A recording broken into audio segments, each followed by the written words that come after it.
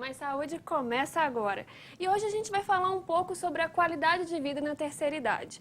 E como convidado, nós temos aqui o professor e também geriatra, Dr. Gabriel Knipel, que atende aqui em São João del Rei e também toda a nossa microrregião. Isso. Seja muito bem-vindo, Gabriel. O Gabriel é um amigo já, né, um velho amigo aqui da casa, e hoje a gente vai falar um pouco desse universo. E eu lembro que o nosso programa é ao vivo e que você pode contribuir com suas perguntas, opinião e, claro, alguma sugestão também. O nosso telefone aqui é 3372-3720, ou você também pode mandar uma mensagem de texto para o 9972-1640. A gente vai aguardar perguntas de vocês aí. Gabriel, a gente vai iniciar esse bloco, né, esse primeiro, falando um pouco sobre a questão mesmo da qualidade de vida, exercícios, dessa rotina mesmo, que a gente está falando sobre a vida mesmo da pessoa idosa, né? Então, eu acho importante a gente, primeiramente, perguntar e também refletir. Manter o idoso com a autoestima elevada, bem, é importante para que ele tenha mais qualidade de vida? A autoestima uma das formas da gente se sentir bem. Tá? Definição de saúde não é a ausência de doença, é o bem-estar físico, mental e social. Então, quando a pessoa está se sentindo bem, ela tem uma autoestima maior. E se ela tem uma autoestima maior, ela vai ter menos propensão de ter doenças. Ok. E qual a importância, então, nesse universo, né, da qualidade de vida que a gente está falando aqui, se relacionar bem com o outro, consigo mesmo, de fazer exercícios, de certa forma, alimentar esse nosso corpo, né? Os gregos já diziam, né, corpo são, mente sã, né? O que significa isso, então, para quem já chegou na terceira idade? A atividade física ela é benéfica em qualquer faixa etária, desde a criança até o idoso.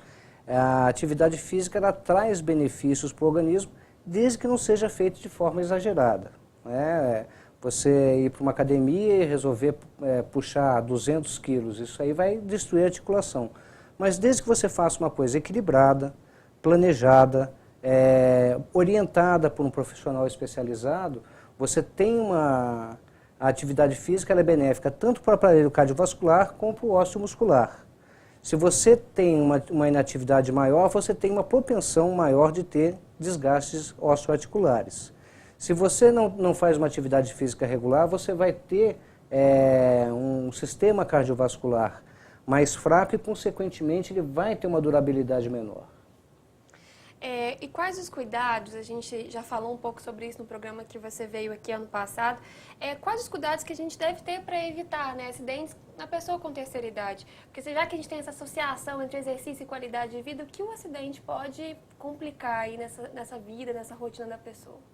Quais são as grandes causas de acidentes na terceira idade? Uma é o uso inadequado de medicamentos.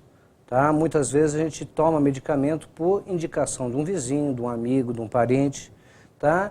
E a gente que é médico, às vezes a gente não sabe todos os efeitos adversos do medicamento. O medicamento que entra no mercado, ele tem um período que você utiliza e mesmo assim você não sabe. Há alguns anos a gente utilizava algum anti-inflamatório que descobriu-se depois que ele aumentava o risco de infarto. Quando uma medicação entra no mercado, ela tem alguns efeitos que a gente ainda não sabe. E mesmo assim a gente ainda não sabe como funciona totalmente o organismo. Então, qualquer medicamento que a gente tome pode aumentar o risco de acidentes. O idoso normalmente ele tem uma força muscular menor, então ele levanta menos as pernas.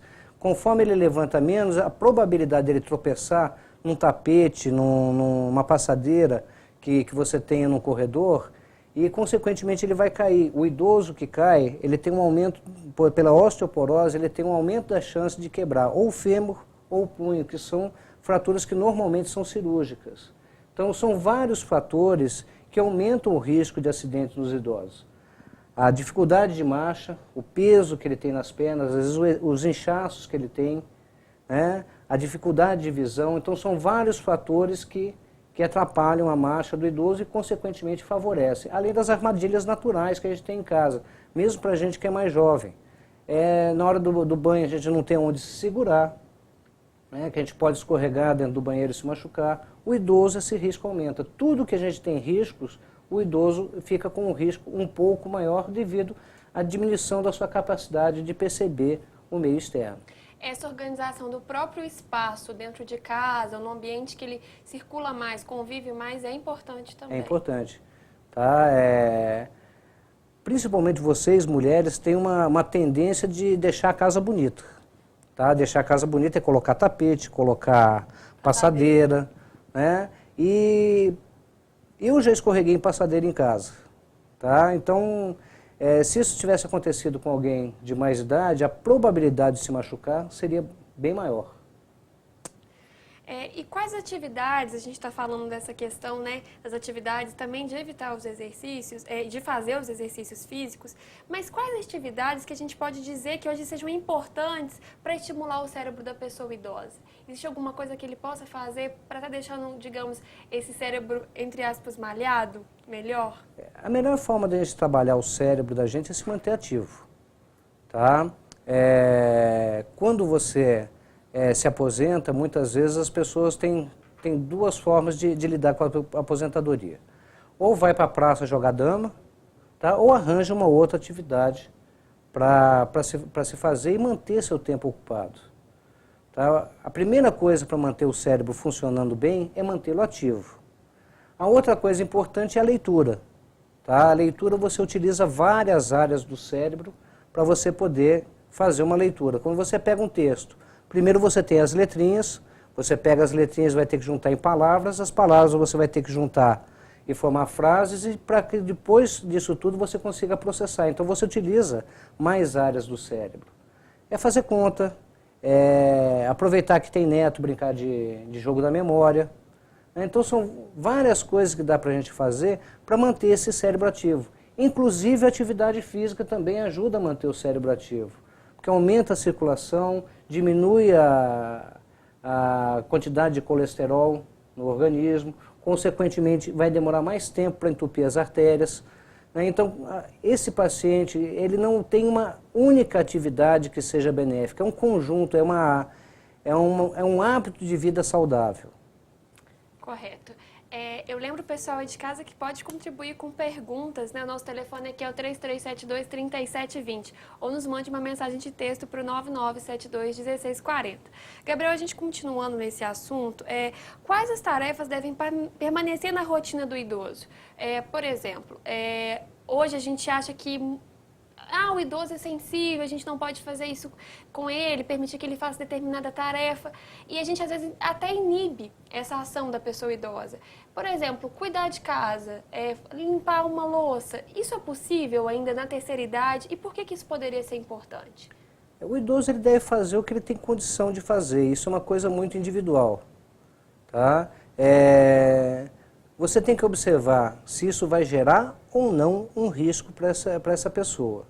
Se a pessoa tem uma deficiência que ele não tem a capacidade de avaliar um risco, a gente entregar uma faca para ele fazer alguma atividade, ele pode se machucar com uma probabilidade maior. Mas se ele tem um bom nível intelectual, ele consegue entender os riscos, não tem por que picar não picar uma verdura. Tá? Se ele não tem problema nenhum de ficar em pé, né? Não tem problema nenhum de ele fazer uma comida, lavar uma louça. Tá? Isso deve ser avaliado caso a caso. Né? O que a pessoa tem possibilidade de fazer ou não. E a primeira pessoa que deve ser ouvida, se tem possibilidade ou não, é o próprio paciente. A própria pessoa sabe as suas limitações. E, obviamente, a pessoa que está junto, o cuidador, ele tem que observar se isso está gerando ou não um risco. Tá? Não existe uma fórmula mágica, isso é muito individual. Tá? Eu, por exemplo, se me colocar para lavar louça, eu vou lavar muito mal, porque eu nunca soube lavar bem louça. Então, não é uma coisa que, quando eu ficar mais idoso, eu vou conseguir fazer bem. Então, você tem que observar o que você faz bem, o que você gosta de fazer. Tá? Só que o que você gosta de fazer para você ter uma vida saudável não pode ser ficar sentado na frente da televisão ou do computador o dia todo. Tá? Você tem que ter outras atividades, outros interesses. Isso é uma coisa muito individual. Eu posso, desde pequeno, nunca ter gostado de jogar futebol. Tá? E não é porque eu fiquei com mais idade que eu acho que jogar futebol vai ser bem. Então, Você tem que ter esse bom senso. O grande segredo disso aí é o bom senso. Correto. Eu lembro você de casa que nosso programa é ao vivo e você vai poder contribuir ainda. A gente está indo para um breve intervalo e a gente volta já já.